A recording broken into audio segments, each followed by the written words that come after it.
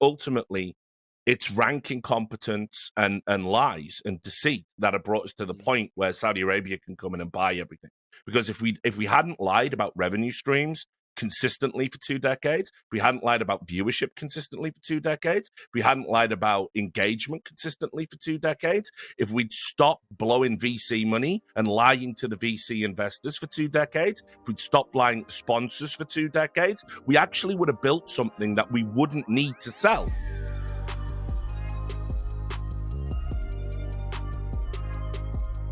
Welcome.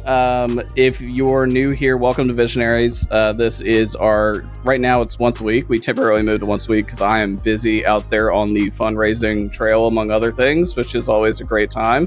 But this is our once a week podcast covering nerd culture, gaming, and good creator economy. We are joined today by Richard Lewis and Mikhail Klimentov, both journalists. Richard, obviously now recently independent, previously a contributing editor at Dixerto.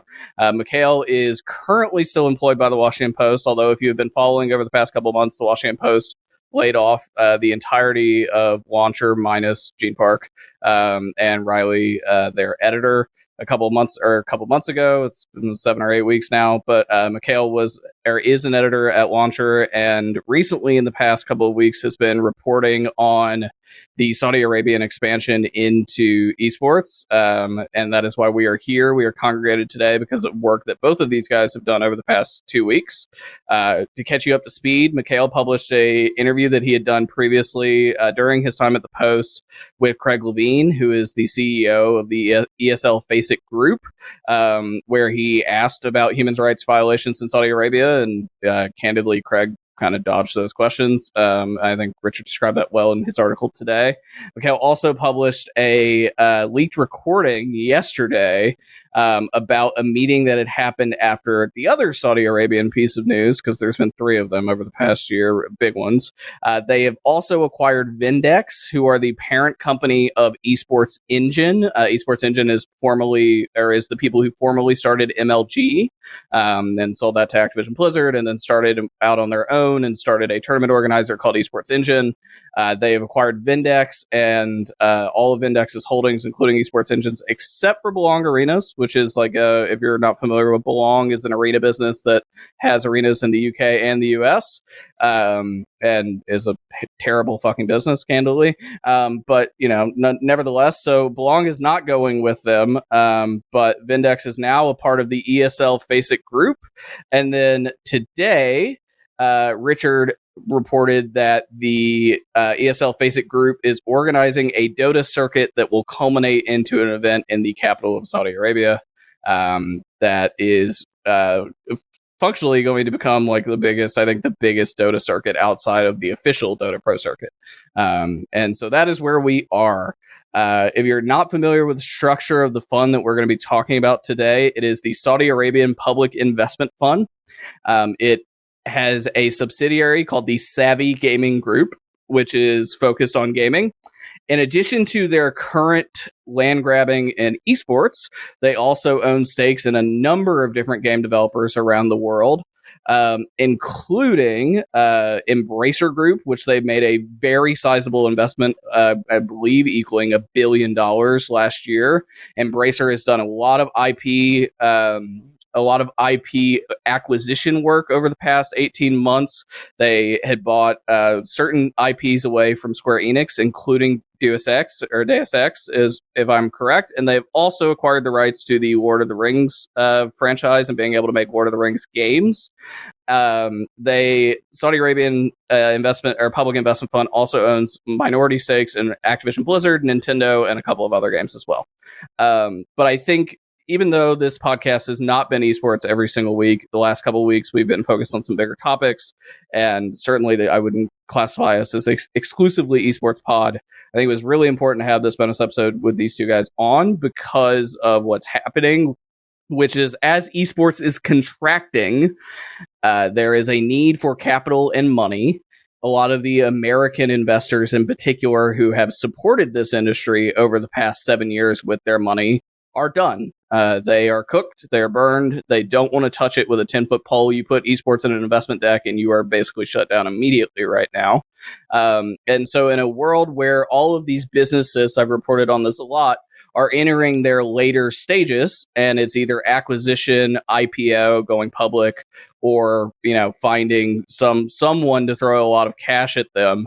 The Saudis are uniquely positioned as one of the wealthiest countries in the world, obviously an oil capital among other commerce. And the Saudi Arabian state is taking advantage of that and land grabbing in esports. So that is kind of the summary before we start into this discussion. But I'll rewind for a second. Mikhail and Richard, how are y'all doing? Yeah, good. Watching something I've given 2 decades of my life to slowly die before me is fantastic. And it's really good to learn that even people you once had respect for are absolute fucking moral cowards. So I'm great. Yeah, I think Richard summed it up pretty well. I'm doing okay. The kind of joke I've said 100 times to 100 different people over the past 2 months has been that being laid off is actually pretty okay. Get to go to the gym at 1 p.m. when no one's around. Pool is completely empty. So that part rocks. What we're talking about, a bit less so, but let's get into it. So why do you guys think we're here? Both of you have covered the space for a number of years now. Why do you think we have reached the point where one country with that amount of wealth, Saudi Arabia, is able to capitalize on this market? How did we get here? You first, Mikhail. I'd love to get your perspective on it, coming from a fresher pair of eyes, I guess. So I was actually going to throw to you because I'm comparatively newer to the space, but I think my guess is just that a lot of esports companies are not built on a solid foundation. A lot of them got way over their skis and are now predictably in a lot of trouble. I don't think this was bound to happen. I think a lot of these companies, like a lot of tech companies, could have skated on for a number of years. There was no need for this to happen right now. There are kind of extenuating circumstances. But I think just Saudi Arabia has the money to spend right now. And all of these companies are very desperate for that money. They need quick capital. They need easy capital. And Saudi Arabia is an easy partner to turn to in these times. So that's my kind of quick feeling on that. Richard, I'm curious on your take. Well, it's like a lot of problems. The root cause goes back some distance and some time. And the fundamental problem is the people that are now reaping the rewards of the Saudi Arabian Public Investment Fund and saying yes to the money are the same people, ironically, that put the industry in a position where you can have this element come in and essentially buy everything because everything's been a failure. You know, ESL are one of the top examples of this. That company was in no way, shape, or form worth $1 billion. It was hemorrhaging money. All they did is apply a sort of metaphorical tourniquet to their business, so they bled out slower than their opponents. And that combined with very aggressive moves in the space, occupying 80% of the calendar in certain games, you know, certain practices as it relates to broadcast talent and other things. They were basically able to make any genuine competition essentially end up leaving the space. ESL was the original evil empire, was what it used to be called back in the day. That's what we called them. I remember one ESL employee telling me directly, you know, an executive level employee saying, you know, we may live like rats, but we survive. You know, we're very proud of this fact. So, but what that does is the knock-on effect on the industry is, first of all, competition is strangled at birth, essentially. It doesn't ever get off the ground. But then the other problem with that is, like, what does it say when your industry leader is hemorrhaging cash because they haven't built anything sustainable? And essentially, all of esports has been this move to monopolize the entire space and play for a long con where you sell out to a sugar daddy at some point. And you know, I just did a talk at ESIC, the Esports Integrity Commission, and basically I think they thought I was going to get up and go, wow, isn't esports keen? You know, like, and I'm just so over that bullshit. So I basically listed a complete history of esports, and it's a history of monopolization attempts that ultimately fail. This one will succeed. It's over. Esports, as you know it, is over. The opportunity for, like, you know, a free market is over. Anything that challenges this ESL FACEIT group, Savvy Gaming Group, the Saudi Arabian Public Investment Fund is going to be shut down. So to just answer the question quickly before Jacob jumps back in, when you take all of that context in, ultimately, it's ranking competence and lies and deceit that have brought us to the point where Saudi Arabia can come in and buy everything.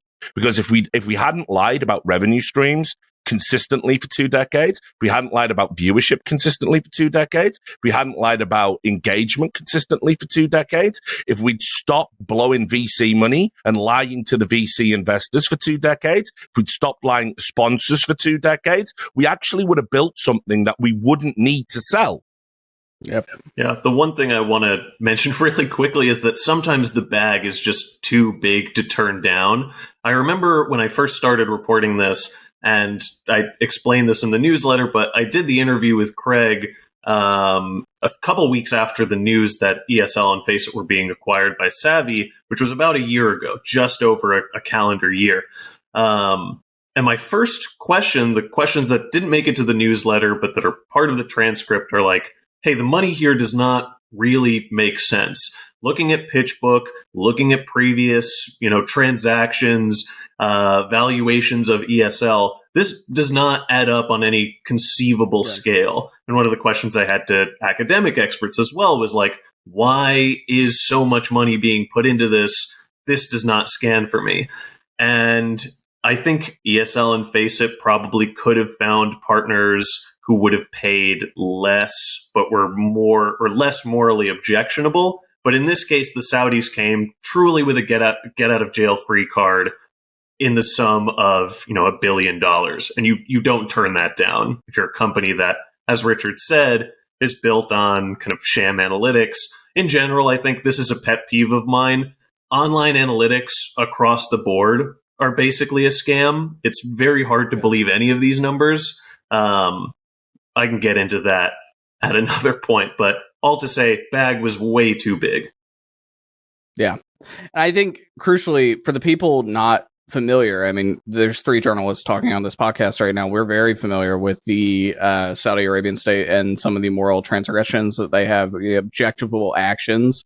Obviously, Mikhail, you work at the Washington Post, and notably the Saudi Arabian state killed your colleague inside of an embassy and cut him up using a bone saw, Jamal Khashoggi, and reprehensible because he was a critic of the state. I joked when we first jumped on this pod, I did not plan this, but behind me on the bookshelf, maybe people will see on the video, is the Blood and Oil book, which is like a Mohammed bin Salman biography, and talks about how he's expanded his influence inside of the region. And, when you look at the Saudi Arabian state, other than the Khashoggi stuff, if you had to explain to someone that knew nothing, why is the Saudi Arabian state so sort of detested around the world for their moral actions? Highbrow summary. Look, it's a combination of things. In any kind of theocracy, where religious input kind of feeds discrimination. I think most people in the Western world do find that unpalatable, which isn't to say that American society is flawless, which is the rebuttal that you always get whenever you try and criticize anything Saudi Arabia. What aboutism, right? Yeah. Well, I mean, look, as someone that's lived in America, and I'm a vehement critic of both sides, both parties, the mono party, essentially. I was criticizing the U.S. Air Force's insidious movement into esports as well, because I've seen firsthand what happens to veterans once they've served their purpose for the American state. It's not good. I don't want them anywhere near young, vulnerable people that might think it's a good idea to go get your legs blown off overseas, because it's not. So, but with Saudi Arabia, even with the progress they've made, because let's also be real about it, they have made progress these last few years, particularly in the area of women's rights. Now, women of a certain age don't need male supervision when they leave the house. I think since 2019, it's not a legal requirement that you cover up. I think women are allowed to vote. They're allowed to drive. This has all happened they've even got women in the political party now. This is all happened in the last few years. It's revelatory. I never thought I would see it in my lifetime. That said, even if they were to bring to a point where women had true parity and equality in Saudi Arabian society, there has been no movement of the dial on LGBT rights at all. And on top of that, human rights violations are outrageous. We're talking about killing of dissident journalists. But just recently, they took via infiltration to Twitter, They took 2 women who lived overseas who criticized the state and arrested them for 35 and 45 years, respectively, for tweets. You combine that with the previously US-backed, now just US-supported war in Yemen, where I think it's something like 40 children are dying a week, either from the lack of ability to drink clean water or directly from bombs being dropped on them. How can anybody support this monstrous entity and say, oh, because they've made a little bit of progress in the world of women's rights, these are the type of people we want to do business with? That's my take. You didn't even mention the one transgression, the one transgression of the original issue with esports when this first started coming up and people started talking about the Saudis the first time coming into esports, which is NEOM, which is built on indigenous land from the people in the region. It is basically, for those unfamiliar, the Saudis are building this massive tourist hub. They're trying to basically compete with Abu Dhabi as like the big hub in the region where you go to vacation and hang out and go watch sports and everything else, right? They're trying to like build, and it's being built on land that they are forcibly moving indigenous people out of the region. It is also partly on Yemen land too. It borders up on some of that land also that is related to that war. And, notably a couple of years ago, 2 different people, because it's not exclusive to non-publisher esports, which I'll explain here in a second, Riot Games and their LEC, the European League for League of Legends, partnered with NEOM, and then that partnership was canceled within like 3 days because basically the entire staff outraged, some of them who are LGBTQ identifying. And then additionally, Blast, the one lone now Counter-Strike organizer that isn't Saudi owned as of today, also partnered with NEOM, which I want to come back to Blast here in a little bit because it feels like they're the next domino to fall, right? If they're going to be seeking an acquisition. But let's explain the esports ecosystem just a little bit broadly, which, I'm sure the people in the Twitter space know, but for the listeners maybe unfamiliar that are watching this on YouTube or the podcast platforms later, there are really kind of 2 different divides of how esports works right now, right? The only people that are making money in this space in any meaningful way, and they're not making it from esports, they are making it from the games themselves, are the publishers. So there are people that own the game. They own the IP. They are truly the real valuable companies in this entire ecosystem because they make the games, they can monetize the games, sell skins, in-game items, whatever it may be, right? And basically, esports is an advertising vertical for them. I'm talking about Riot Games and Activision Blizzard in particular, right? And yes, they are losing money on esports, but they're not looking at the accounting line. How many skins were sold? But the thinking is that they are selling in-game stuff to somewhere, kind of outset the cost. Then there are non-publisher and esports, which is the problem here. And this is games like some of them have some publisher input, like Dota and Counter-Strike, right? Like, even though they do outsource in Counter-Strike the major events, the 2 tentpole events of the year, to a third-party organizer, they're a little bit involved. Valve helps a little bit. And Dota, where they've gotten more involved with the pro circuit. But there are some other games that are similar too. Rainbow Six Siege, which has had an event in the United Arab Emirates, or was going to prior to talent outrage before.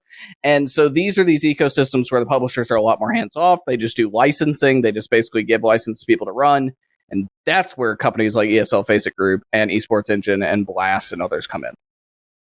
Yeah, the one thing I want to capitalizing in the pitch deck that I received from somebody where, the CEO of Vindex, CEO of EFG, or co-CEOs of EFG, and the CEO of Savvy were talking to the newly acquired employees. One of the lines on the pitch deck, the sort of aspirational vision for Savvy, I have it written down here, was beyond gameplay is where players and fans become community. And the idea is that, the publishers control the game. That is the moneymaker right now. In the next 7, 10, 15 years, we're going to figure out how to monetize the community that exists around games. That's the goal. That's the ambition.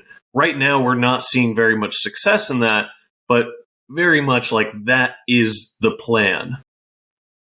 Yeah. And the short-term need and loss, because the Saudi Arabian government will lose money on these things pretty significantly, right? The short-term loss, hopefully for them, if you're from their perspective, will be offset by the long-term gain. And So I want to talk a little bit about sports washing, though, and what that means and how it applies in other sports. I know, Richard, in particular, you're a huge soccer/football fan, so I'm sure you can speak about this more broadly. We've seen even more recently the World Cup this past year is a good example of this with Qatar. They built all these different stadiums. They brought over displaced workers from Southeast Asia, right? They lived in fucking terrible conditions if you go look and do a little bit of research. And they built these massive soccer stadiums in a very short amount of time for the World Cup, right? And the World Cup was like perfect, great, like huge event. Messi gets his trophy finally, is huge, right? And even Qatar was doing a little bit of what we consider sports washing, which is basically that all those moral transgressions mentioned earlier become more normalized, and the reputation of the state becomes more normalized because you are doing good things somewhere else, right? So basically, because the World Cup went off without a hitch, and like it was a huge tournament, and it did so well, it got so much viewership, you think less about the Qatar broader human rights issues, them bringing in those displaced workers and mistreating them. So, Richard, how would you define sports washing, and what have the Saudis done to date in other sports? What's kind of interesting, actually, even though sports washing is a relatively new phenomenon, for me, I've identified sort of three distinct phases, and we're in this kind of third iteration of sports washing as far as I can tell. I mean, I'm an adjunct professor now at a university. I teach in a sports integrity course. I actually talk about this quite a lot. And when sports washing first happened historically, it was just that sort of very simple ideal of we put money into something that is kind of a desirable product from people external, to our country, maybe people who have different values than us. And it's a way of saying, hey, look, they're not all bad. They don't give their citizens civil liberties, and they do commit human rights violations. But ultimately, hey, look, they like football too. They're just like us for real. That's for the Zoomers. So so you go, okay, well, look, how bad can they be? We all love to kick a ball around, so it's good. That was just phase one, very basic sports washing. Then you move into phase two.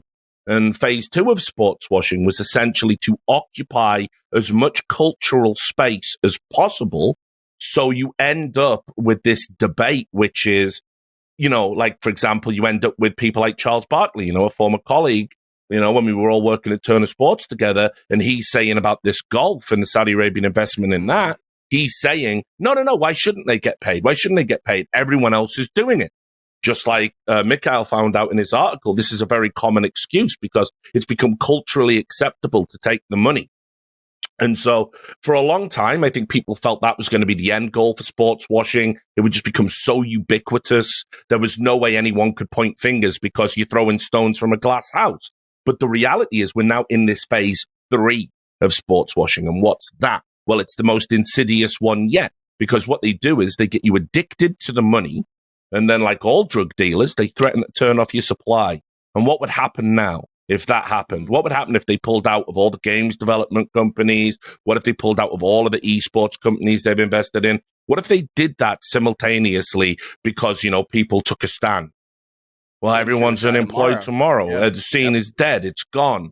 They control it. They got the button for the life support. And that's what they're doing in every single solitary sport or media rights group that they're investing into.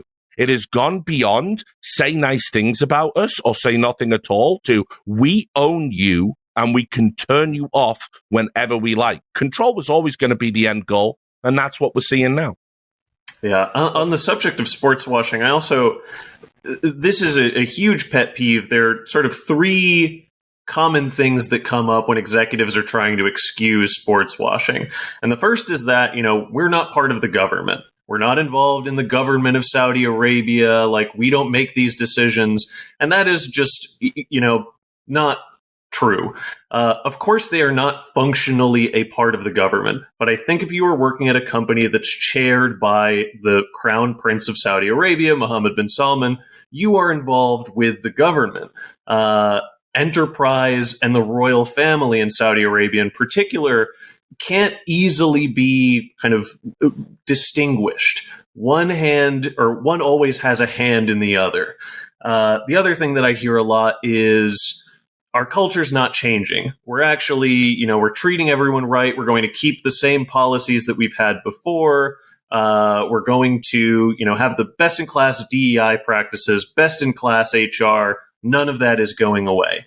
And that's not really an excuse. That is the sports washing. The thing that these people never seem to account for is that by implementing those things with Saudi money, you are laundering the Saudi reputation. It's not that you are doing something good and that kind of cancels out the moral ledger. You are laundering the reputation by doing this thing that you see as good. Whether that's worth it is kind of a different calculation that obviously people fall on different sides of, but that is the sports washing side of things. It is not, we're not sports washing because we're doing a good thing. It is, you are sports washing because you are doing or think you're doing this good thing. The very last thing I want to say is that one of the things Brian Ward has said, Brian Ward is the CEO of Savvy, he said that, he visited Riyadh and he was surprised by what he saw and it didn't comport with the kind of Western interpretation of what Saudi Arabia is or is supposed to look like. And I think that is the point of this sort of thing. Richard just reported that there's going to be an event in Riyadh. And when fans go to that event, fans from the US, fans from the West, fans from the region, what they're going to see is a sanitized version of Riyadh. They're not going to see the ugly side of things. And they're going to think... almost, by the way, of the movie The Interview with James Franco and Randall Park. And Randall Park is playing Kim Jong-un and welcoming an American journalist into the country. And he shows them all these things. Look, North Korea, they have food. Look at this, right? And then behind the scenes, it's like, oh, shit. Like, the stuff is not the same. Exactly. So. Fans are going to see, this CES-looking arena in Riyadh, and they're going to say, well, I live in a liberal democracy, but they don't have this in Terre Haute, Indiana, so things must actually be really good in Saudi Arabia. They're not getting the full picture, and that's part of the point. By hosting these events, you're sanitizing the reputation. When Brian Ward presumably was taken on his tour of Riyadh by representatives of the Crown Prince, I can't imagine they were giving him the most accurate picture of what the kingdom actually looks like. That's not what that pitch would have been. So that never quite sits right with me. Yeah. I think notably, too, something back to Richard was talking about is that this is not a exclusive to esports phenomena. I think, obviously the Saudis have gotten more involved in soccer/football more broadly, which is the biggest sport in the world.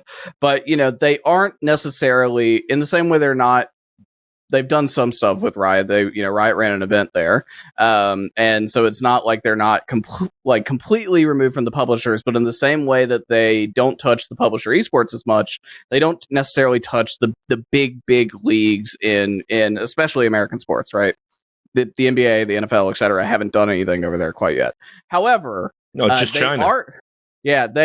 True. But they are touching the more niche sports that, like esports, needs capital, right? So you mentioned Richard Golf. So my former colleague Kevin Van Valkenburg has done a lot of great reporting on sports washing in golf, and the league Live Golf, which is sort of paying Phil Mickelson and a bunch of other golfers a ton of money to do this. And there was real concern, he did not ultimately, that if Tiger Woods joined Live Golf, everybody would join Live Golf, and then it's over, right? Just like esports, all the money's there, right? Because Tiger's the legend and one of the most respected golfers in the sport. But they're doing this otherwise too. F1 is going to have a annual circuit event in Saudi Arabia every year until at least 2027 based off the current deal. Also, the WWE is very, very cozy with Saudi Arabia. They've done about 2 events there a year on average, except during the pandemic over the past few years. And there was even reporting that they were going to be bought by the Saudis because right now they are for sale. And my other former colleague, Ariel Helwani, has debunked that reporting, but it doesn't mean it might not happen. It just has not happened yet, as previously reported. So this is not an exclusive to esports phenomenon. They are finding areas just like esports that need money. And they have an infinite, to Mikhail's earlier point, an infinite bag of money. They are Scrooge McDuck in the vault and jumping into the coins, right? Like they have so much capital. And I think that's the problem. That's how we got here, right? And I think that's really important. I want to talk about the effects of what this monopoly may look like. There have been a lot of people not talking about that part of it. There's been some very minor reporting. There's been some really bad reporting on this in particular, because it's not just the sports washing element, but it's the fact when you have 3 different major tournament organizers, FACEIT, ESL, and Vindex, all under one umbrella, that things like talent, salaries, etc. And Richard, you would know this better than anyone. You worked as talent for a lot of events, including ones ran by two of those groups, right? And previously MLG as well, before they spun off and became Esports Engine. There are things like that. And they can undercut other TOs, and basically, as long as they lose more money, that's fine, right? Like we'll charge you less to run an event, right? Yeah, and that's for example, Esports Engine has a really big contract with 343, who is the publisher and developer of Halo. And so they run all of Halo Esports, right? So they can really kind of come in.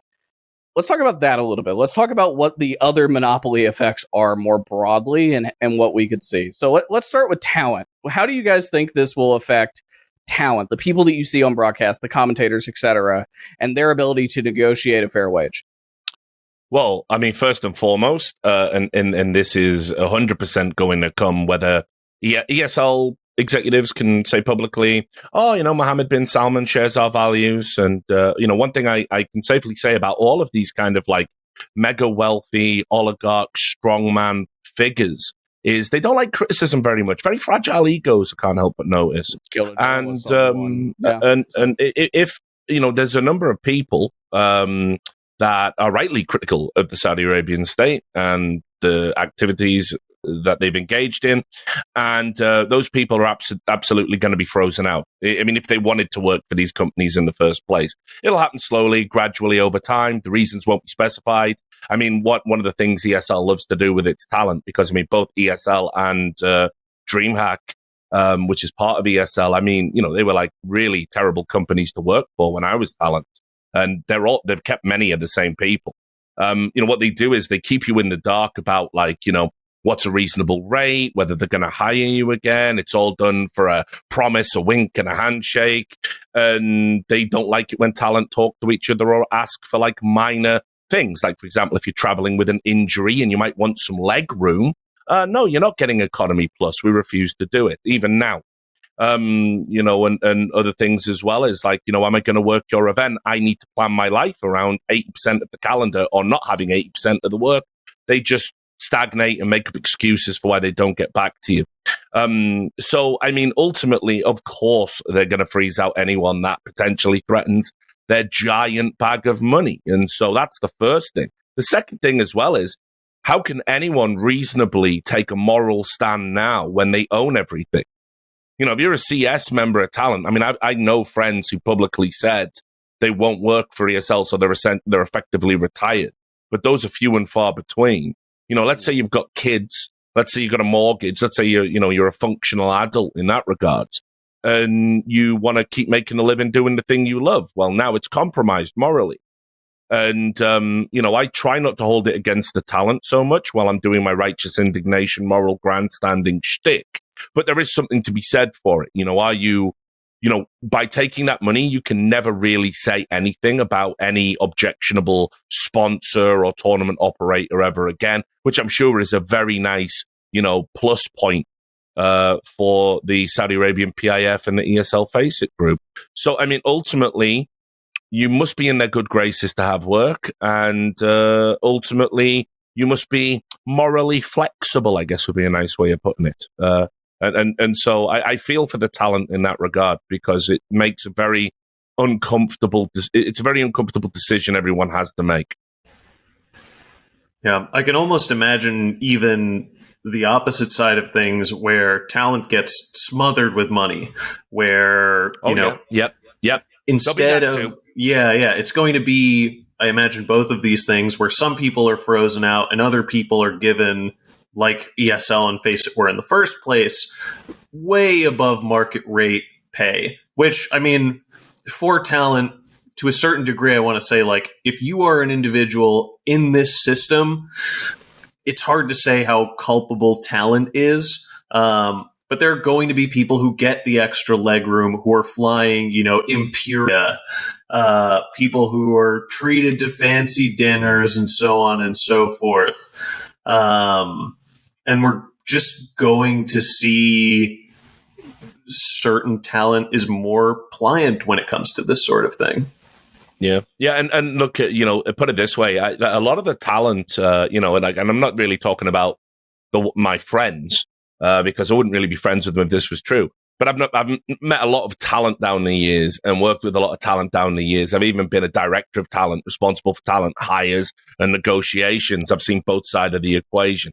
So, but I will say, I mean, think about there was talent that was just unbearably egotistical and narcissistic, based on getting their name on a stage for a video game, for example. I don't mind talking about StarCraft 2 and how that space operated, because it's been 13 years or something. But, at the end of the day, there were a number of people in there that wanted insane day rates that didn't make sense and got them. Day 9 being one of them, because if you didn't have day 9 at your tournament, was it a StarCraft tournament at all? And he absolutely wielded that power like a diva and a tyrant behind the scenes. On top of that, there were other people, you've got to have tastosis, along with the hiring concepts and the money and all the luxuries and all the decadence, which boosts their ego, comes actual input into other hiring decisions, which they also wielded. Get on the wrong side of a favorable piece of talent and you might never work again. The Saudi Arabian state might be the least of your worries. So talent has always been fraught with peril and politics, working in that world. But unfortunately now, with this sort of bottomless pot of money, I think it's really going to bring out people's basic instincts again, if they're not a morally upstanding person. And I think the reason, to clarify why we're talking about the talent, is because I don't necessarily expect protests from players. The players in esports are very immature. Players in esports probably aren't the best geopolitical educated necessarily, right? They're not the ones that are going to tell you, rattle off like we have during this podcast, all the transgressions of the Saudi Arabian state and why those are morally reprehensible. Players aren't going to grandstand. We've seen some teams pipe up, but they're still going to take the money, right? Like when the initial acquisition of ESL FACEIT went through, Team Liquid, for example, they still participated in ESL Pro League.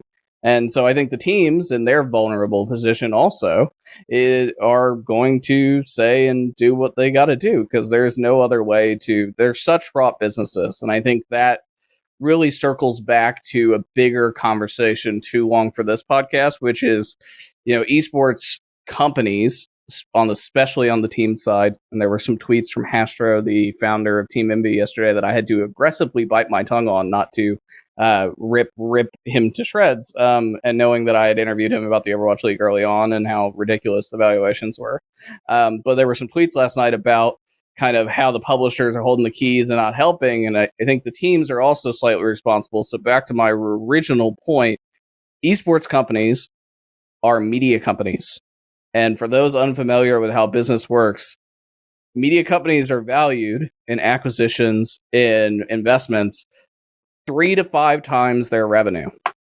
And if you look at the Forbes most valuable esports teams list that comes out every year, which it's ridiculous, but at the same time, many of the team owners like the publicity. So many of them open up their, a stupid version of their Excel sheets and books from QuickBooks to show, like EBITDA, earnings before interest, tax, and basically profits. They show that, but it's minus this other expense. Offices, which is $3 million here or whatever, right? Something ridiculous. They always fudge this a little bit. But they'll go, we earn, $44 million in revenue every single year, and we're worth $500 million, which start doing your math there, that's more than 10x. And so you have these companies that are purporting to be worth the same value as tech companies and other things, right? And because tech companies have something real that if they close tomorrow, they could sell off and somebody else could take it and buy it and go do. Esports teams have none of that. We've seen with FaZe what the public markets think about esports companies. They are media companies. You mean $1 billion valued FaZe? It's now worth, I haven't checked market cap today, but I think less than 100 million in the public market, clearly. But to Richard's point, yes, saying they're worth $1 billion and they're not. So these companies are truly not worth anything near what they say. So when somebody like the Saudi Arabian state comes calling, it's time to pick up the phone. I mean, just in regard to the orgs, I do find that a lot of people are willing to let them off the hook, and because all an esports organization really is sort of the tainted fever dream of a failed businessman who gets to load it up in a world of young adults. Essentially, I mean, that's the model for them. Some of them have, become great brands, but that is the kernel from, that is the nut from which they all grow. But I find it incredible that they get let off the hook when many of these orgs are actual direct business partners of ESL. They don't just play in their leagues. They're signed to a contractual agreement with them. They co-own the ESL Pro League.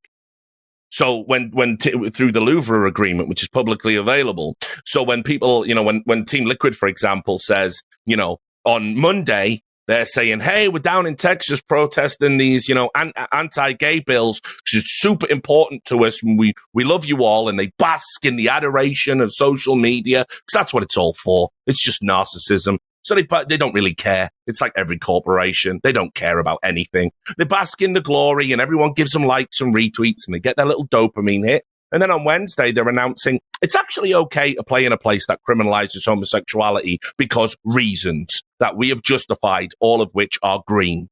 It's pathetic. So don't let these people off the hook. They're moral cowards and hypocrites, just like everybody else.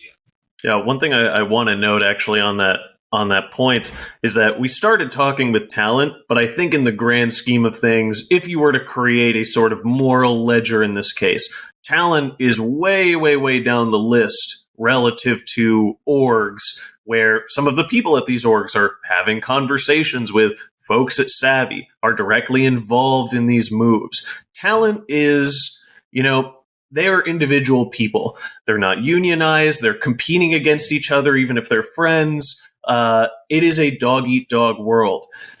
With orgs, these are suits sitting in meetings, making decisions about where money is coming from, where money is being sent. Far more culpable here than any individual member of talent. And even though we started with talent, I want to be clear, kind of put it out on the record that if you're upset about this, the person to go after is not the person you see on the screen when you're watching a broadcast. It's the players behind the scenes who usually don't make their names known, who are directly engaging with these leagues, with executives at these leagues, with executives who work for Savvy, and so on and so forth. Yeah, completely. I want to circle back a little bit, and this is maybe a little bit of a meta topic, but I think communication is really important. I think the biggest thing I was surprised about your piece a little bit more than a week ago, Mikhail, with interviewing Craig Levine, is the lack of media that these people have done since this, which is very tactile. When Savvy first acquired ESL FACEIT, I believe Brian Ward, the person you mentioned, who's the CEO of the group, only did a single interview, which was with the Sports Business Journal. And the Sports Business Journal, the article didn't dive super deep into the transgressions of the Saudi Arabian state. And then there was a second interview with Hunter Cook, who is in the space at the moment, which was one of the royalty of Saudi Arabia, one of the family, who was a lot more aggressive in its questioning, and I respect Hunter for doing that.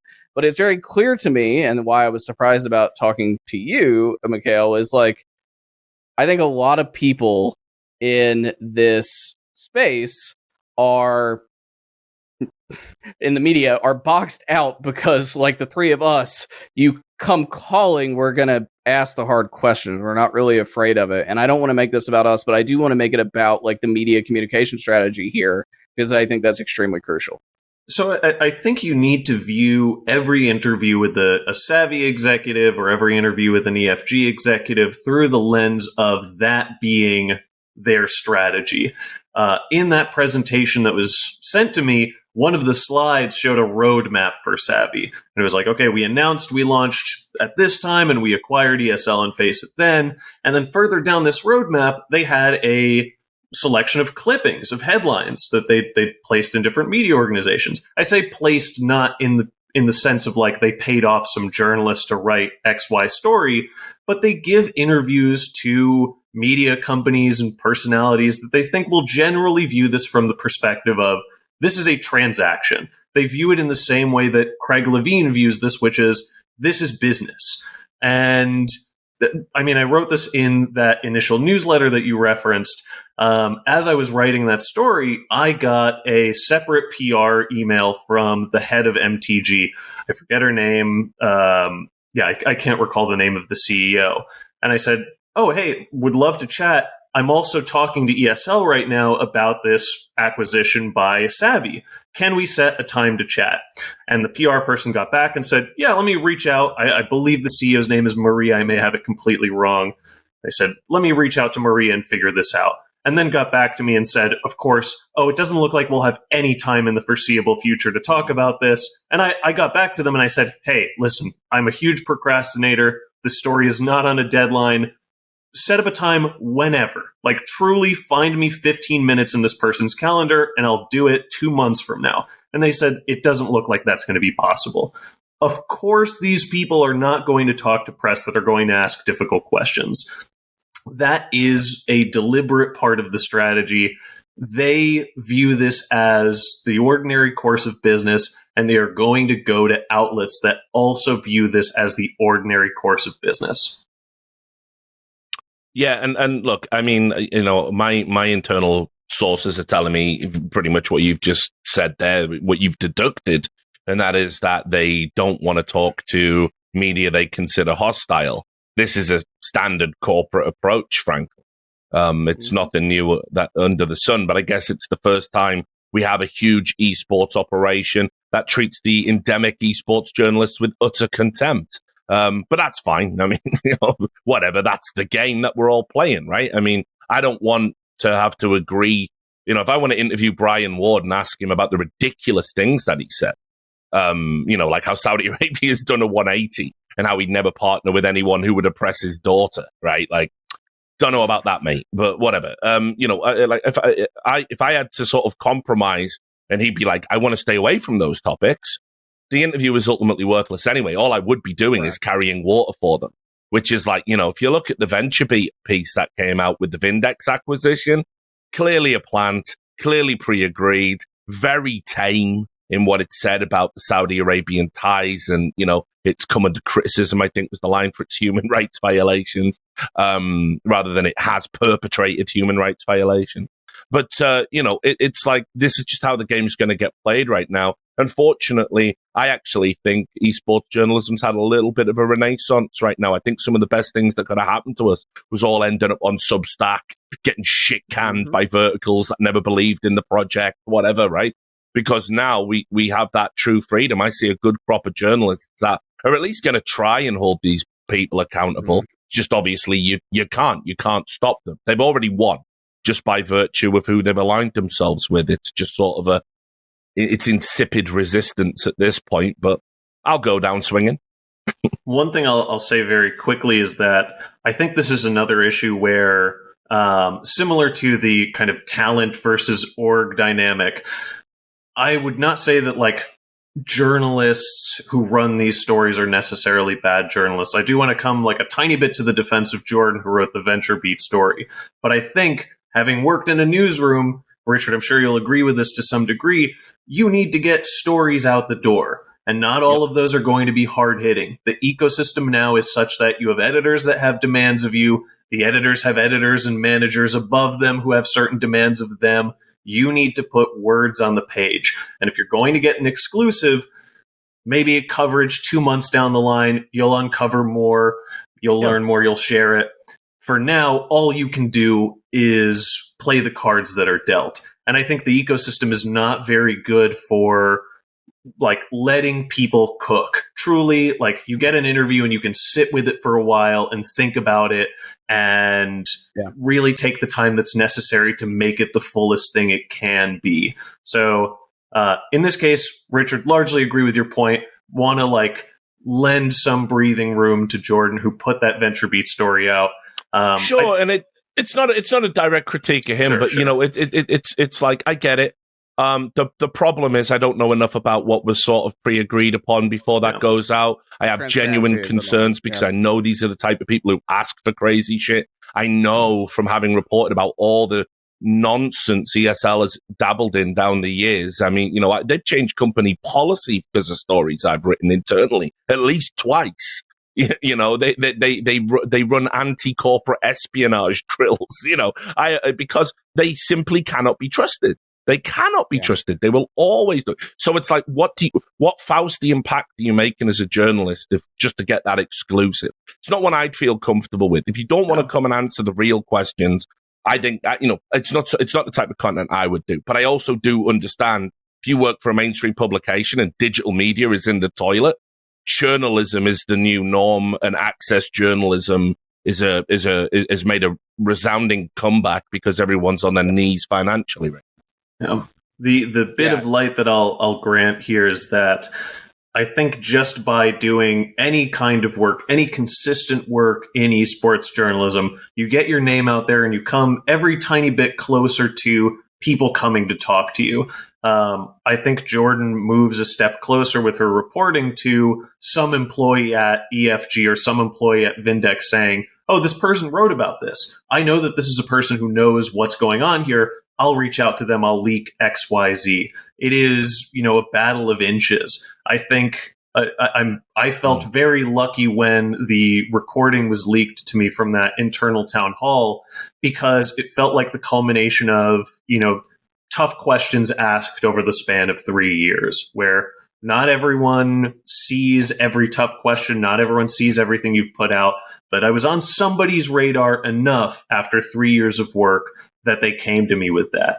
And my hope is that as, you know, Jordan keeps working at this, more people come forward and she's able to tell more complete stories in media. Yeah, sure. Yeah. It's a bit off topic, but I think the answer really is truly in the middle. Mm-hmm. You know, VentureBeat, I've taken real issue with Dean Takahashi over there, who's their games reporter who on GamesBeat, who does some of the most aggressive softball interviews I've ever seen in my fucking life. They're terrible, and they have been, from Activision Blizzard CEO Bobby Kotick to Ryan Wyatt, the former head of YouTube. Who the Bobby Kotick one was something else. Yeah. Yeah, it's like, this is who, that's the publication you call, and I've known Jordan for a long time. I don't think she's malicious, but I would say, that is the publication you call when you don't want a hard question necessarily asked, especially because her colleague's reputation it speaks for itself. And so, but I do think, you know, again, meta discussion here a little bit, it does make me very sad, the state that esports journalism is in, because, you know, the LEC Wooloos, Richard talked about this last time he was on the show, the LEC Wooloos and the Anita Modems and the other, you know, the guys that were doing the roster reporting. You know, it took me 3 months to go from not ever having written an article and calling into Richard's show to having functionally a full-time job doing this thing, because all I did was a speck of reporting over like 2 months, right? And back at, you know, that's the heyday, right? And it's like, these guys are doing, you know, cranking shit and, you know, covering an entire beat, and they can't even get a job because the engagement's just terrible, which I think brings me to my bigger, broader point, is the state of esports as a whole and the audience issues, which I think are really related to this. I'm on the record many times on this show, in my newsletter and other things, saying that the amount of audience that exists that engage with esports on a regular basis. So remove the outliers for a second, because those are the ones that go in a lot of people's decks. The outliers being the League of Legends World Championship, the Counter-Strike majors, etc. The ones that have the crazy ass viewership that you go like, oh, like 44 million people watch this thing, right? Like, that's going to happen. That is the Super Bowl. That is the World Cup. That is all the big sporting events that draw out people that don't give a shit about the sport any time of the year, except for that one time of the year, and they watch it socially, they consume it with their friends, etc. Right? That's how you get the big numbers. So remove those. We've used those too much as an industry to prop it up. I'm talking about the people that tune into the LCS every single day, or tune in, you know, to the play-in stage of a Counter-Strike major, literally the first stage where like a bunch of teams you've probably not heard of are playing against like maybe one or two teams you've heard of, right? And And, those people that come back and watch those things every day, I think that number is far smaller than we all thought originally. I think it's like, and then you take a small portion of those people and you funnel them down to I engage on Twitter about esports every day of my life. And then you take a smaller funnel of those people and you go, I read digital media about esports and I consume other things around esports. And I think that's part of the reason we've gotten here is because like that really small number is the people that have to prop up this entire industry from a monetization perspective. They're just the ones that have to join Team Liquid Plus and Cloud9 Stratus. They're the ones that have to buy the merchandise. They're the people that have to sub to mine, Richard and Mikhail Substacks, etc. Right? Like, and that's a much smaller number of people. Gaming is big, but esports is not. And I think that is part of the reason we've got here. I'd love y'all's thoughts on that. I'm blessed. I just got my best-selling Substack tick today. Apparently, nice. Yeah, so I'm doing okay. Fine. Fuck you, esports. But anyway, yeah, whatever. Joking aside, look, the reality is there's even more to the problem than meets the eye of just the audience not being very big. For when this thing was on the come up back in '99, everybody was basically giving their shit away for free. That becomes the de facto norm. That becomes the expectation. By the time we get to what I would say is the golden age of esports, 2010, and I call it the golden age because we just bounced back from the global recession, the subprime mortgage crisis. But we had new tech, YouTube, Justin TV, owned TV. And on top of that, we had a big new shiny game, two big new shiny games to congregate around, StarCraft 2, League of Legends, that were obviously hugely popular. And it was all a game changer. And so everybody was able to get in there and build things that they thought they'd be able to monetize down the road. But here was the problem. They built it all up, gave it all away for free. That became the expectation. And then, like MLG, for example, they said, let's run a pay-per-view. And people went, no, absolutely not. We won't pay for it. Can you even imagine like that in a sporting world? Hey, we've got the Premier League. Should we sell the TV rights? Nah, no one will buy them. So the whole model would just pancake in on itself. But because we'd given away like 11 years of esports ostensibly for free with bigger prize money, better production value. I mean, some of the shit people were doing even back in the day when I was at Gottfrag in 2006. It was like tricorder shit and all this stuff.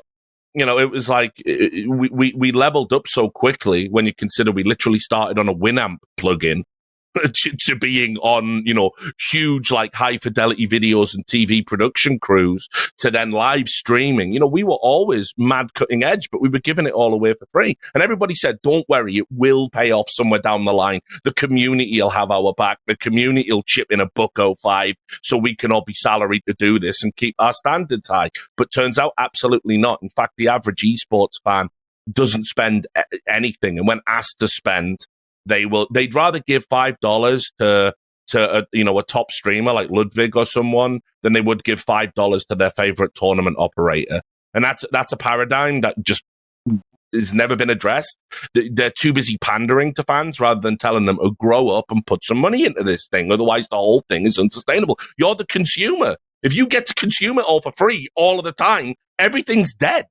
So yeah, that's the problem the esports business has had right from the get-go. And obviously it's not a very big audience to begin with in real terms. So no wonder.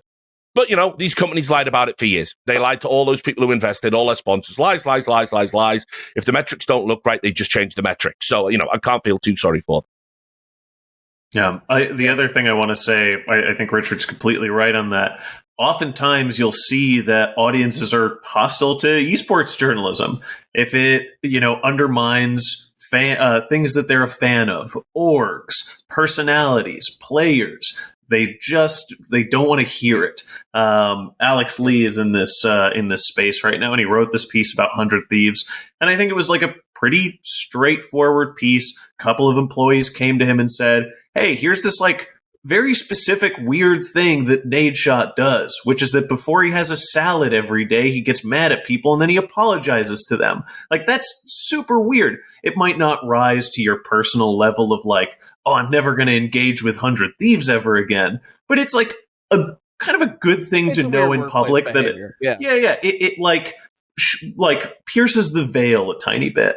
And there were so many people, including folks who are viewed as reliable information sources for a lot of esports fans, who were casting doubts about this reporting that to me seemed rock solid. And the fact that hostility is baked into a culture that relies on fandom so much, that is a big challenge to getting this work out. I remember I wrote a pretty small story in the grand scheme of things about TSM and FTX's money, and the fact that I had heard from a number of employees that TSM had spun up a Dota team because they wanted to please Sam Bankman-Fried. And I went into, I believe, the Dota subreddit, and I shared this news. And all of a sudden, Walter from TSM and Dominic Callis, who was then running competitive ops at TSM, were in the subreddit, really mad at me.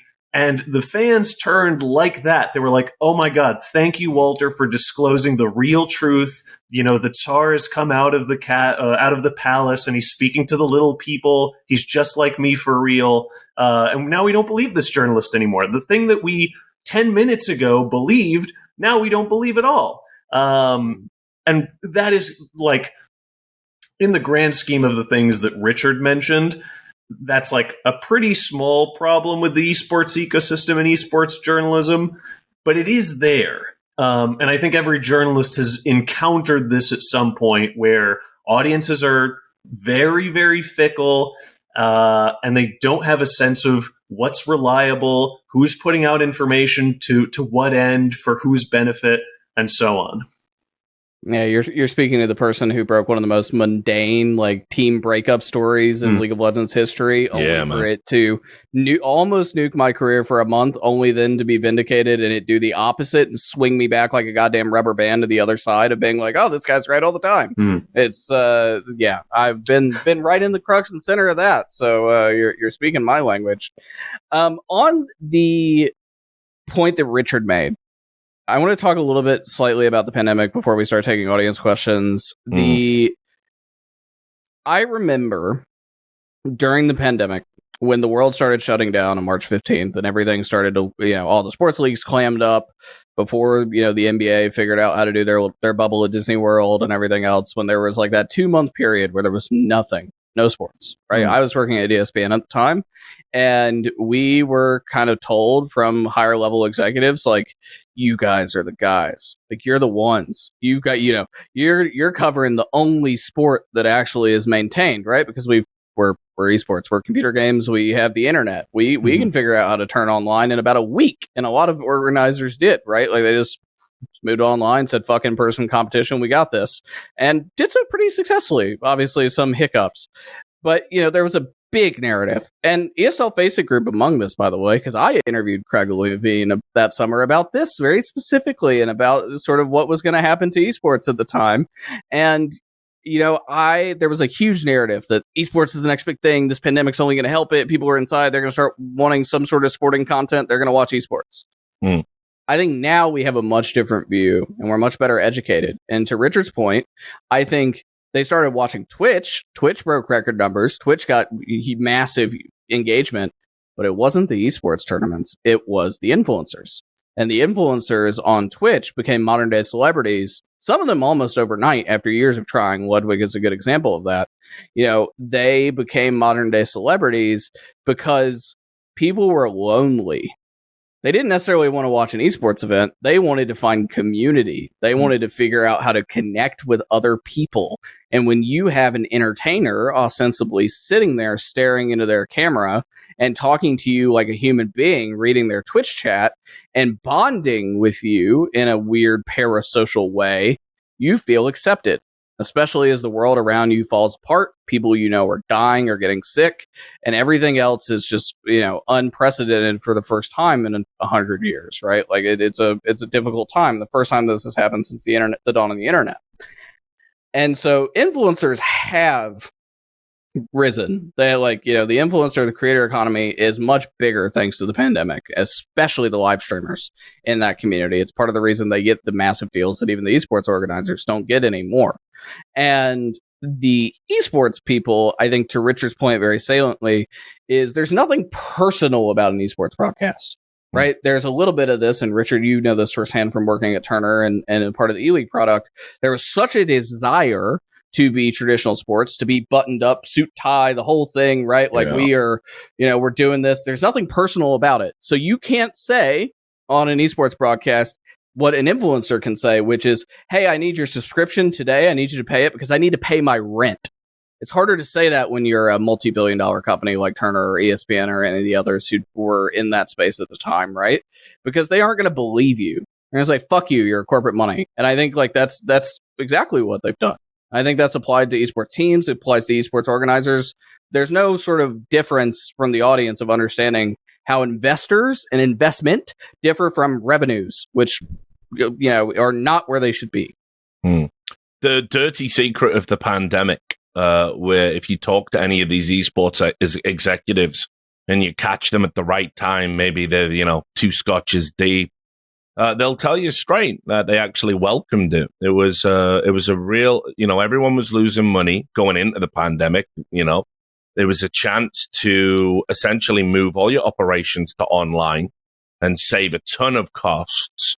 It also gave you an excuse for inferior production to what you were used to. And basically you could sort of, do less at less cost, and everybody understood that it was difficult, it was complicated. People were suddenly doing broadcasts over, Zoom and phone in again, and people were remote, they weren't in a studio. This saved the industry a ton of money. And all the while, by the way, even the esports numbers were creeping up. Esports viewership had a bump during the pandemic because, as you rightly say, what else is there to do? Like, where I lived, I was told if I went out the house to buy shopping more than once a day, I could be arrested. We had like 2 lockdowns. So, you consume more online media. Amazon Prime and Netflix had huge boosts as well. So, that there was like, a complete fabrication that the pandemic was actually hurting esports. If anything, it gave some operations enough time to like stabilize, save a bit of money, and get away with kind of under delivering to their fan bases. In fact, funnily enough, some of these companies that did that haven't even got back to, where they were at pre-pandemic levels in terms of quality of product. So there's that aspect to it. I'll say the only esport that was sort of actually impacted by the pandemic was the Overwatch League, which was doomed to failure anyway. But its model was so contingent on people going into buildings and buying tickets and being sat in the stands, eating hot dogs and hugging each other for the epic moments of watching, someone try and chip away through a shield and infinite health for like 10 minutes. But they were definitely hurt by it, but they were going to fail anyway. So who cares? It looked like it might work there for a second at the beginning of 2020. I mean, I went to the New York homestand, and we had some of my colleagues go to the Dallas homestand, and like those are packed. Those are fun. Granted, those are 2 of the biggest markets in the United States. I think like my take was not all the markets are going to work. Some are going to be better than others. The China one, the ones in China, one in Korea. My thought was like Atlanta, Dallas, New York, LA, which are 4 of the biggest markets in America. We're going to be fucking huge, but I was like, the others were not sure. But to Richard's point, yes, like the Overwatch League, a lot of owners saved a lot of money and a lot of cost. And notably, too, I remember that summer reporting about some of those teams taking paycheck protection loans despite being owned by billionaires. And I remember calling like a PR rep that worked for NYXL, for example, and saying, like, why the fuck did you guys just take a paycheck protection plan? You're owned by the Wilpon family, one of the wealthiest families in New York. What the hell is this? And they were like, oh, we're going to return the money. And they did, to their credit. But, like, why did you do it in the first place, right? Like, you just tap your billionaire's bank account a little bit. So, yeah, I agree generally that esports saw a temporary boom, but I think we're now in a spot where it's, aside from those outliers, it's not been consistent. And the creators grew more than esports did, certainly, in the end. Sure, yeah. So we're going to start taking some audience questions. My team, Prime, etc. Please start inviting the people. I think the first question, let me know if we need to read this or if we need to, or if they're going to come up and ask. I think the first one is from _Viper_CS. the one thing I'll say very quickly while we have a bit of dead air on the last point is that I think esports organizations or publishers have kind of caught on to the fact that influencers and personalities are the way of the future. And so as they're developing future broadcasts, they're thinking about how do we put these players front and center? How do we develop narratives, make these stories about these people interesting? And sometimes you can't. I mean, the grim truth is that for starters, by the way, just to interrupt, make esports work in affluent communities. I think that one of the biggest issues I've been like talking about is like esports players are boring because they come from rich families, right? Like most of them do. Not all of them, but like when you're like in America, an affluent white or Asian kid who has never like ever struggled in your life with any level of adversity, like you're one of the most boring fucking people in the world, right? Like it's not necessarily like the traditional sports paradigm where you make it out of a bad poverty-stricken neighborhood because you're an immense athlete, and that's what makes storytelling. So what makes LeBron James and Jason Tatum and others that have that story fucking awesome.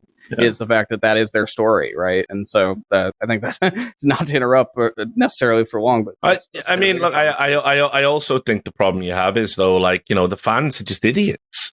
Like the fans are idiots. Like, I mean, seriously, like, imagine what it's like to be like a 45-year-old corporate suit and you've got to plan a broadcast that's meant to be straddling the line between like entertainment and mainstream sports, and you put out a segment that you think's perfectly fine, but fans think it crosses some transgression because this is the only thing even close to sports they watch, and the rest of their content that they consume is anime.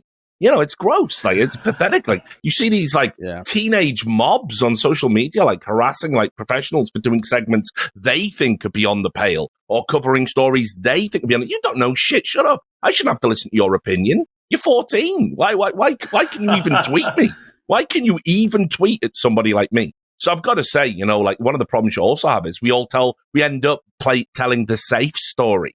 We all end up telling the same story. This player had it a bit bad one time, but now he's good at video games, so it's okay. And is esports great? And you just see that story a billion times. Like it's just played out. One of the best stories, I brought it up on the show before, and Viper will get to your question, I promise. One of the best stories I've ever covered in my career is one of the most tragic, and it is about and the Post did some reporting on this too.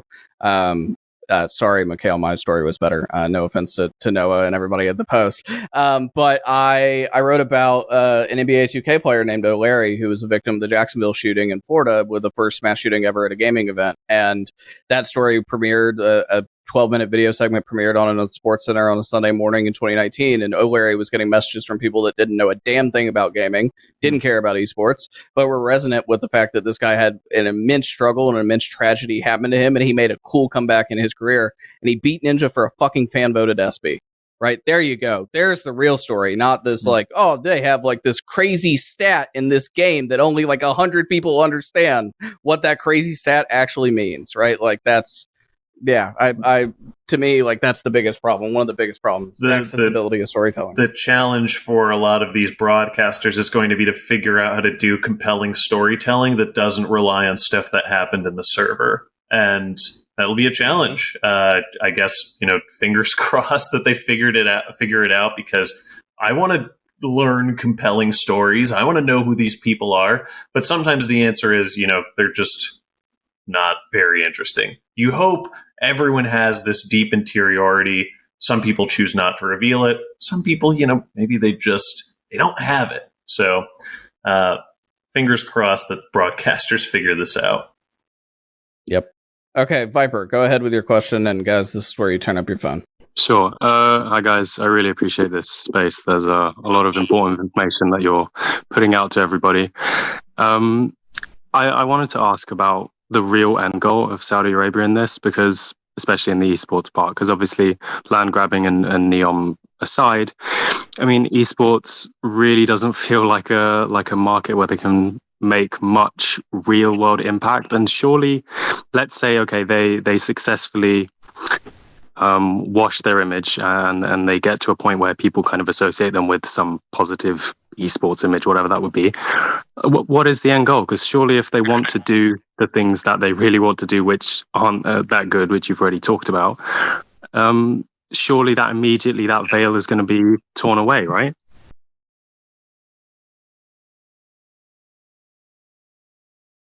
Well, I was getting that. Yeah, I can speak to that a little bit. I mean, obviously, what you have to consider is one of the reasons they're doing this. It's not just about the sports washing aspect of it. The cultural aspect and the geopolitical aspect of it is just, those are two facets of a broader problem. This is also about very economic reasons for Saudi Arabia in terms of job production. They've got a very young country. If you look at them as a demographic, they've got like tons and tons of young people who live there who want all the cool Silicon Valley style tech jobs. They want to be, like California. People want to work in cool San industries. Francisco of the Middle East. Basically. Yeah, exactly. That's what they're essentially aspiring to do. Well, how do you create jobs if people don't want to come and create companies? In your country for whatever reason? Well, what you do is you go out and you buy an industry in its entirety, and then you incentivize people to create those startups and create those spaces and create where enterprises where people are gonna go out and get those jobs. And the net benefit to the government, of course, is that is a form of pacifying the populace, right? Like, as long as they're satisfied with the way things are going, they can work a job that they want for the pay that they want with the benefits that they want. They're probably not thinking too much about the fact that while they're there on, whatever chat program they're using, they're being spied on. Or if they go on Twitter and they criticize the state, they're going to end up in jail or worse. So it's everything that the Saudi Arabian state wants to do is ideologically compromised. It must be viewed through that lens. But if you just want to pull something out about like end goal, there it is. It's simple economics. It's the classic. The other thing I would say here is that entertainment does really matter. I think we look at esports right now and we say, oh, esports is, relatively small. It's kind of irrelevant in the grand scheme of things. And even in Saudi Arabia's Vision 2030, I believe is what it's called, esports is not like the big thing. It is one of many things that they're investing in. So I don't want anyone to make the mistake that Saudi Arabia is like one national priority right now is gaming and esports. It's a lot of things. It's infrastructure. It's just diversifying away from oil and gas. But who makes entertainment, how it's made, all of that really does matter. I would just kind of implore you to think about your own life and think about the things that matter to you and the things that you talk about with people and the things that take up hours of your day. And it's the games that you play. It's the movies you watch. It's the TV shows you enjoy, the stuff that you talk about around the water cooler. All of that plays such a big role in everyday people's lives, more so than hard-hitting news, more so than XYZ other thing. Sort of casting it off as a thing that's irrelevant or not that important, I think it misses the point a tiny bit. And especially if we sort of zoom out and think, oh, a decade from now, Twitch is not going to look like Twitch. Entertainment is going to look a lot more like Twitch. The entire internet is going to look a lot more like that. And right now, like, Saudi Arabia is planting the seeds to be a major player in what entertainment looks like a decade from now. And just to add a little bit on to that as well, obviously we're talking about end goal. What you will notice is the biggest chunk of the money they're putting into is esports and gaming. And I would wager it's not lost on them, like, how young that demographic skews. And what a great thing to do, start normalizing your human rights atrocities around the world to a teenage audience who will just sort of, passively consume the content with this little bit of background noise about Saudi Arabia. So by the time they're, able to sort of conceive of it, it's become second nature that everyone just consumes this content and it's normal. Yeah. Not to harken back too much to Qatar, but during the World Cup, they brought out iShowSpeed, who is one of the biggest influencer. He is the largest live streamer on all of YouTube right now. He himself is a very morally principled individual. Yeah, and obviously there was virality around the moment where he's in the stadium and he starts saying "Konnichiwa" to a man who is not of that culture, and was being racist to this man also. But more broadly, if you look down like what he was posting on Instagram and Twitter and others, he's like walking around with royalty in full garment, right? Like, and he's, to my knowledge, he's not a Muslim, but nonetheless, like this is that is what they want. That's it's that influence. It's the normalization, to Richard's point, to an audience that isn't, and the esports is ripe for it, isn't geopolitically savvy, etc. And I do want to ask, one thing I forgot to mention earlier, and I promise we're going to get to the other audience questions, but something I've heard a lot when you start talking to some of the people that do these deals is that, oh, well, the player base in the Middle East is massive for this game and that game and this game. This was like when Riot was under fire for the Neon thing. That was part of their reasoning. Same with Ubisoft and Rainbow Six. They were like, oh, well, this is, the player base is massive. And I'm sure there are plenty of people that play these games, any of the esports titles in there. And Mikhail, you reported that Mohammed bin Salman himself is a big gamer, which is pretty funny. Good news. Massive gamer. Do you know Big which, for the program. Do you know which game he plays? Is it Counter-Strike? Oh, somebody actually sent this to me recently. Let me look through my DMs really quick. I would be amazed if it's anything other than Dota. I believe he's a Dota player, and he spent there was 1 year where he spent almost $40,000 on the Battle Pass. So just to give you a sense of how how much he is in a different stratosphere from everybody else who plays these games, everyone else in the audience. Well, I wrote this in the newsletter, but if you are listening to this, no matter who you are, you might be, I see heads of esports orgs in here, and I see random friends of mine who casually watch esports. The distinction between those people might be big, but all of you are much smaller than Mohammed bin Salman. You have no common cause with him. You'll never be on his level, near his level. You should feel no solidarity with him for the fact that he's a gamer. You live in very, very different worlds that are magnitudes different. The fact that he's a gamer, I imagine he might even be a fine conversationalist. Maybe he's Western educated. I don't know for a fact. None of that changes the fact that you are in very different stratospheres in your life.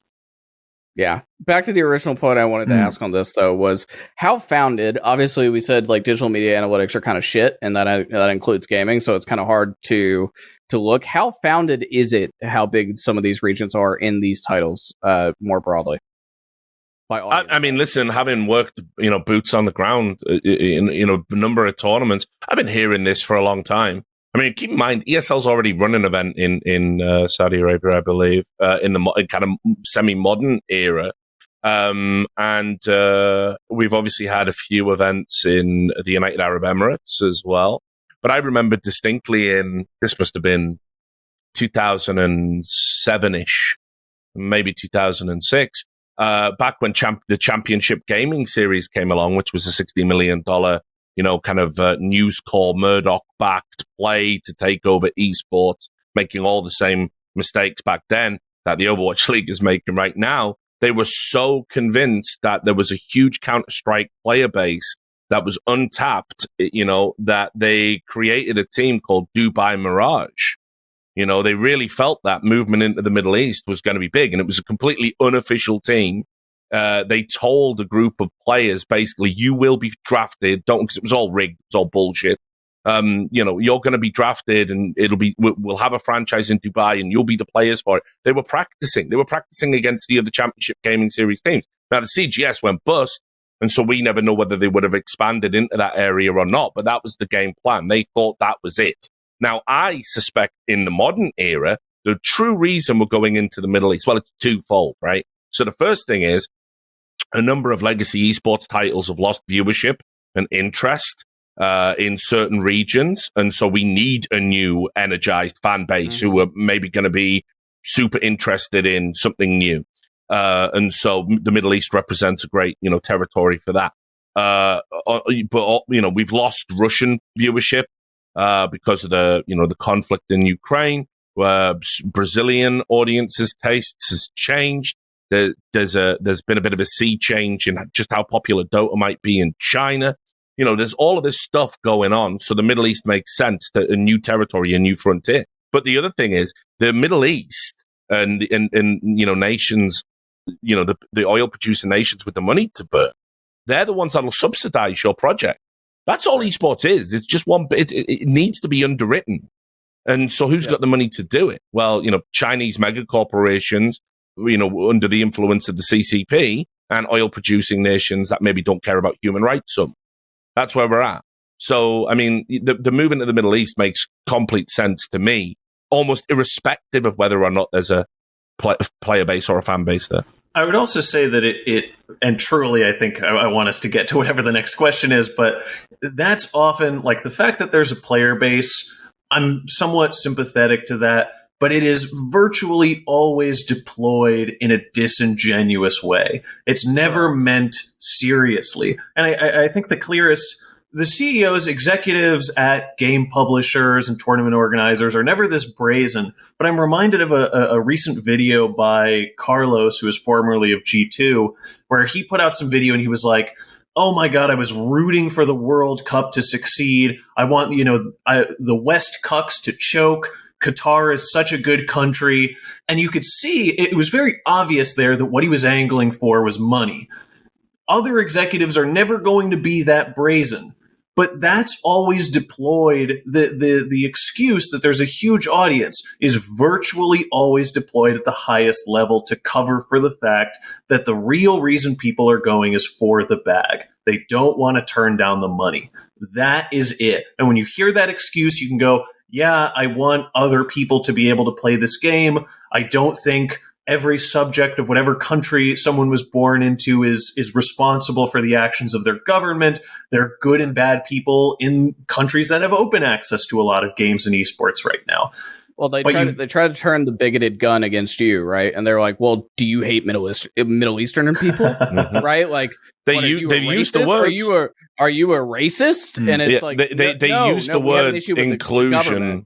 They use the word inclusion over and over again in the ESL FACEIT group literature. It's a very deliberate, contrived linguistic trick. Yeah, they are trying to essentially make you say, well, why don't you want people in the Middle East to be able to play video games? Listen, they could play all the video games they like. I just think it's morally objectionable for you to offer an esports service to a nation killing people around the world. So, with the guy who approves it is literally your boss. He's the chairman. So, I mean, those two things don't conflate, but they will try it. They will try anything to get you to back down on criticizing them. What I think is truly a shame. Same thing in China too, by the way. People start calling you a xenophobe and other things, and it's like, we have an issue with Xi Jinping, not with the people of China, right? Like, I think this is a thing where like the rank and file pick up this excuse, and I think people do have genuine reservations about this, about who gets to play, who gets access to what. And I think if you are a middle manager at some tournament organizer and you've internalized this line of criticism, I can't be that mad at you. But you have to understand that the people at these high levels have numbers of personal assistants. They have coaches. They go into meetings where they work out talking points. Like, this is not a genuine, heartfelt response of, oh, we really want to get access to this esport or this service to X number of gamers. They talk about the strategy. They develop plans years in advance. What you are hearing when it comes to this sort of thing are talking points that have been designed by somebody who makes consultants that make hundreds of thousands of dollars per job. Like, you are being spoon-fed something that is not genuine, and it is almost not worth taking seriously. Yep. So the next question, and then we're going to have somebody actually ask over voice, but the next question is very apt in the discussion we just had. Does the panel see a way this is from Foreign Gamer. They have not responded to the invite, which is why I'm reading it. Does the panel see a way to get out of the Saudi and Chinese money, or at this point, is there no way back? My immediate instinct is right now, no. For the foreseeable future, no. But it's also worth noting that, like, history is very weird and things turn on a dime. I think it's also very likely that at some point Mohammed bin Salman loses interest in gaming and esports. And just as a lot of executives at media companies in the US have decided to kind of cut their ties to esports verticals, esports coverage, esports media, et cetera, there can easily come a point at which Mohammed bin Salman says, I actually don't care about this. I can see that this is a loser for us.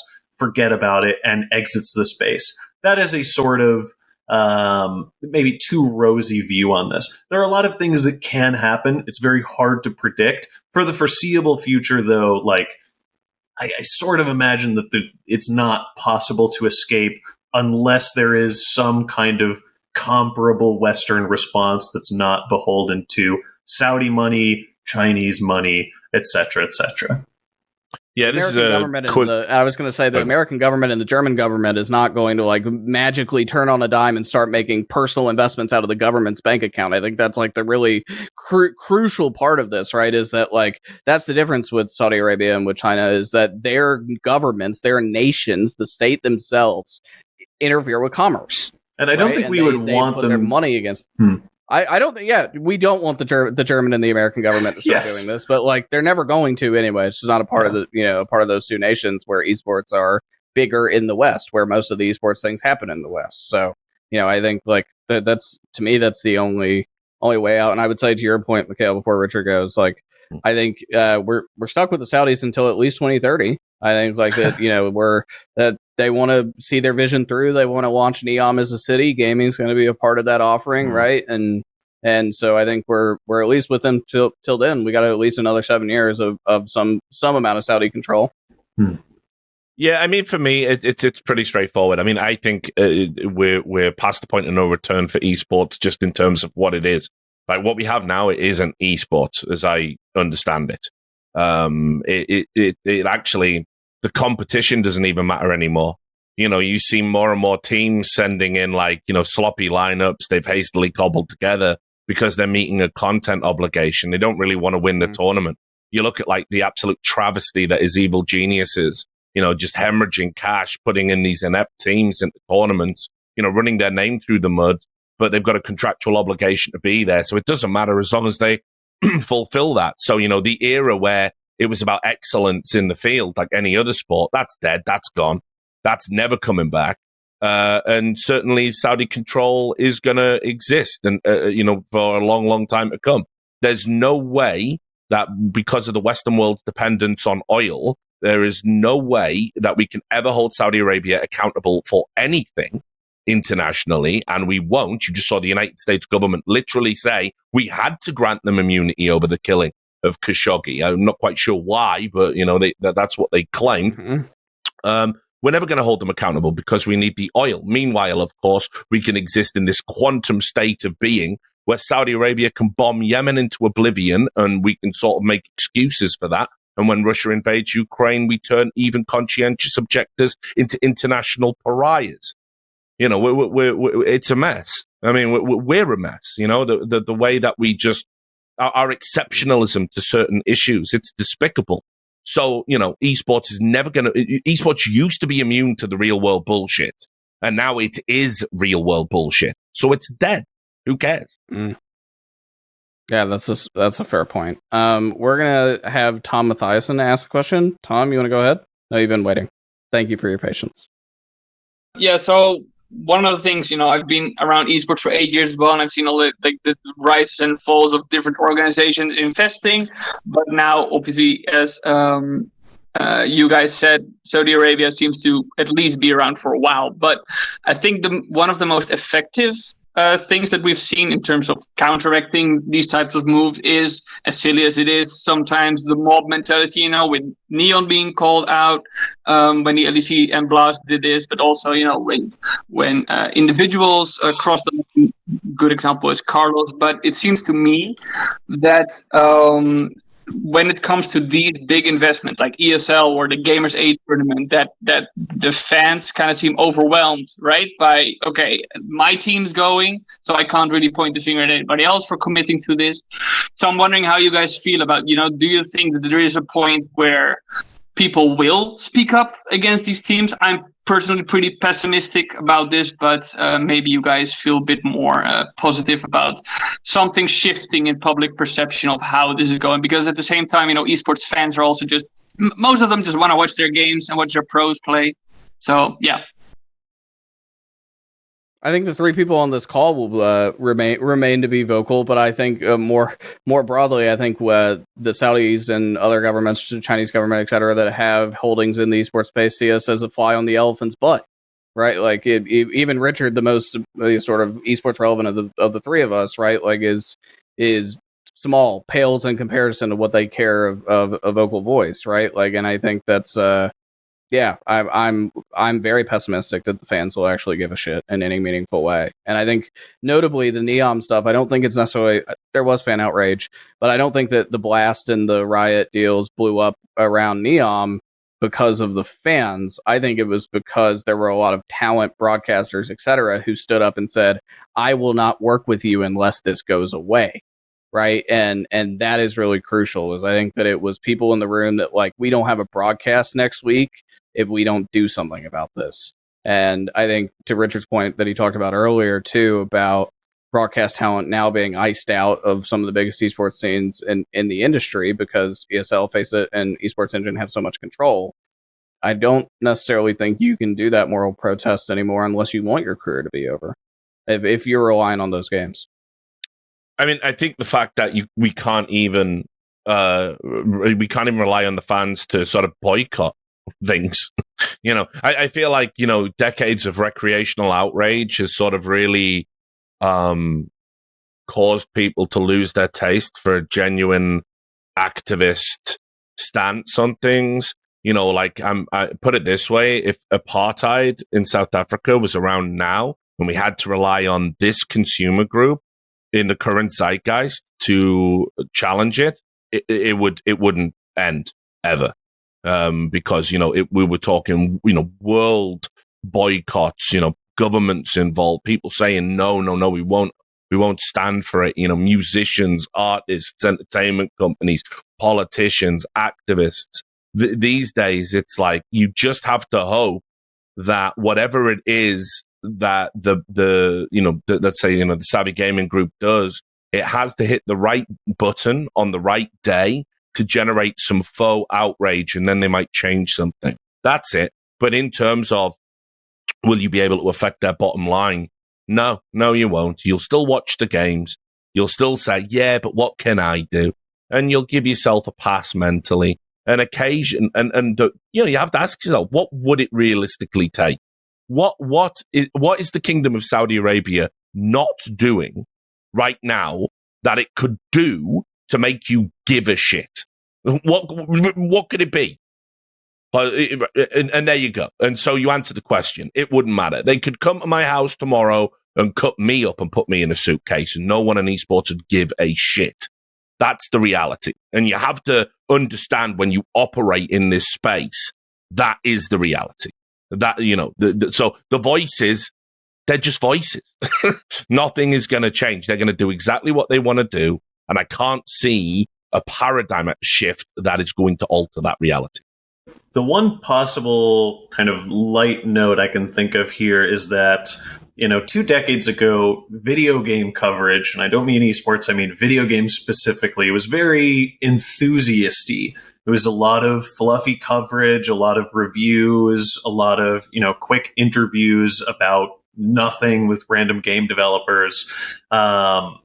And then, a decade passed, and we started getting journalists who were interrogating what was happening in workplaces. We started getting more reports about what the video game industry actually looked like.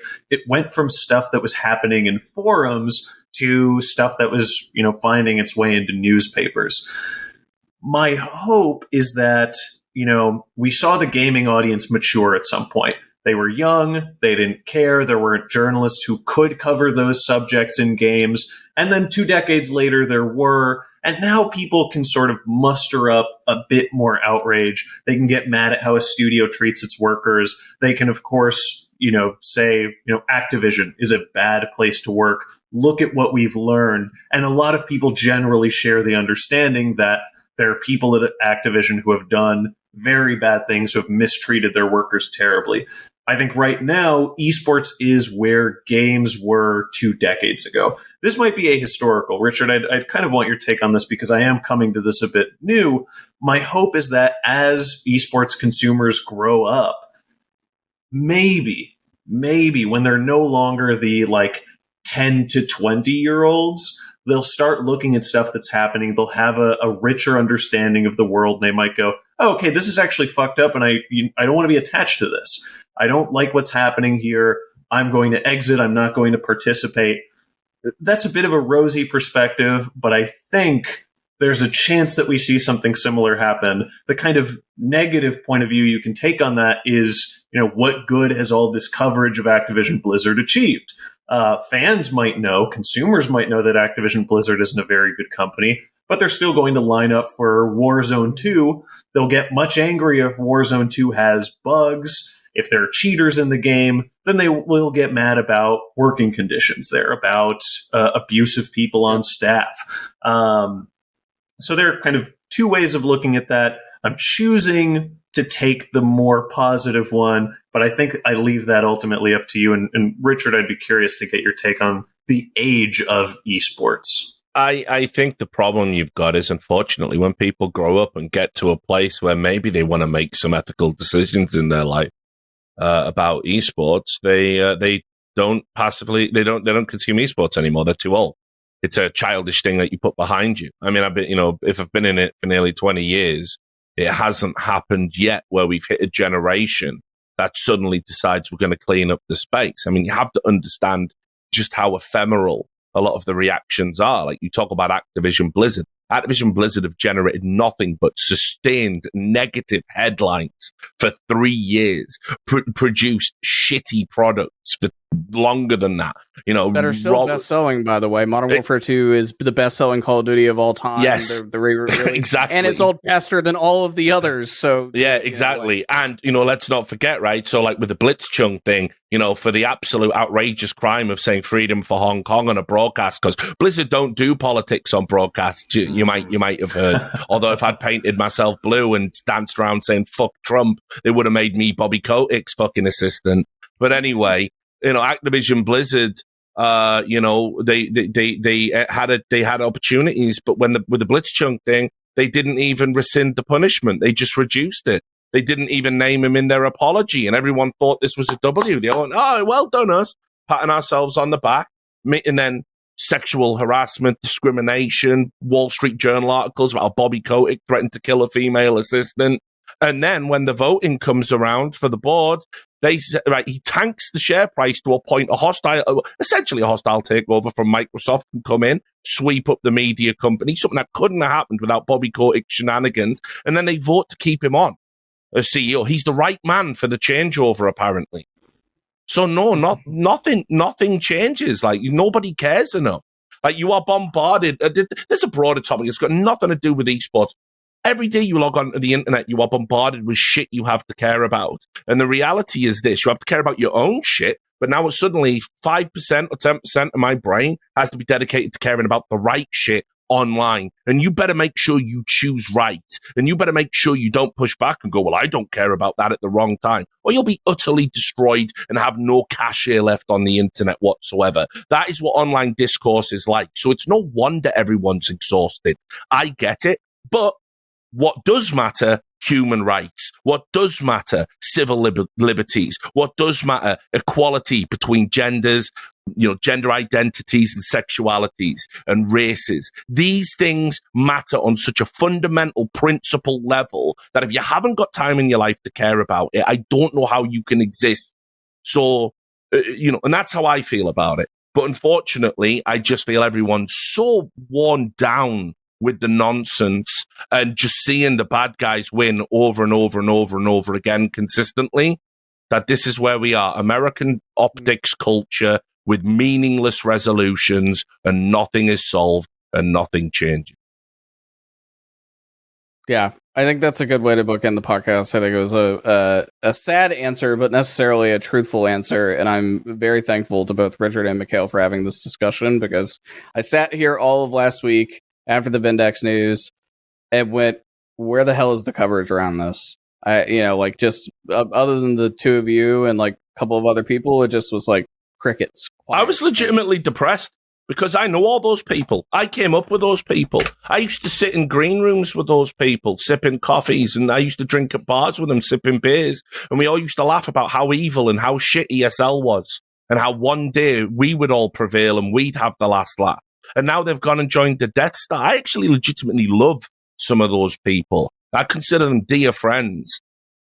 Disappointment doesn't explain it to me. It makes me very despondent for the future of the industry, as you can probably tell by my tenor in my answers. Yeah. I feel the same. These are people, I lived in New York for a period of time. Didn't seem like there wasn't a week that went by I didn't see Mike Sepso. Right, I hosted a panel with Sundance Giovanni, who's one of the co-founders of Vindex at a law school, and brought him some very impressionable 2L students who were very excited about potentially getting into gaming, esports, and entertainment law. Right, and it's like here we are in this public sphere, and this is somebody I greatly respect, and all I can say is Jesus Christ, why? Right, that's my only reaction. Already a multimillionaire, of course. Yeah, and notably, we didn't even touch it. The entire crew behind Vindex all cashed out as part of the Activision Blizzard acquisition and made a ton of money when Activision Blizzard bought MLG some years ago, and then tanked it into the ground because they didn't know what they were doing with it. So it's disappointing at the minimum, and I'm glad that we had this almost 2-hour long discussion to talk about it, because unfortunately nobody else is kind of doing it, and I'm not one to exaggerate that like that and say oh, nobody else is talking about this thing, but I think in this very specific case there was a lack of meaningful discussion over the past week that made me very, very sad. Yeah, I think Richard has taken the clear-eyed perspective on this, and I think I've tried to skew a bit more positive here. And the one thing I'll say is that my hope, and again, maybe this is too optimistic and I leave it up to everyone else to decide, my hope is that the reason that this wasn't covered very much is that if you ask the average esports consumer what Vindex is, they will not know what the fuck you're talking about. It is a company that most people in the space don't know about, and the consequences of one company acquiring another, of EFG, this acronym, acquiring Vindex, which is a not very good name for a company, and you can't tell what it does, and you've never heard of it before in your life, does not matter to most people. My hope and suspicion is that is the reason that people largely shrugged at this news. And I think that as the consequences of this have become a bit more clear, more folks have tuned in, more folks have started caring about this story. But I don't know, maybe that's too rosy a view. Thanks for watching Visionaries on YouTube. For more content, please subscribe to the Overcome channel.